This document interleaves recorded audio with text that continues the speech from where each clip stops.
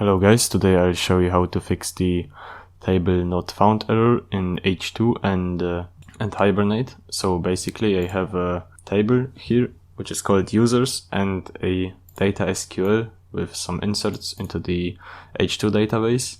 So what this does is basically initializing my rows.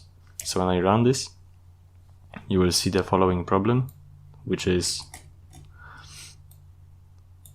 table users not found. So the first thing is, if you go to user, you can see that the name of the table is users in lowercase. In this case, the error says it's uppercase.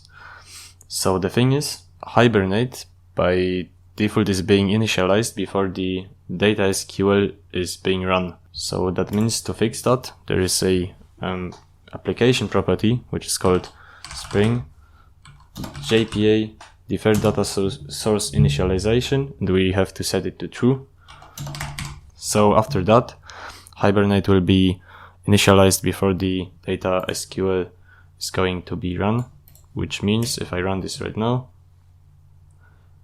it will work just fine.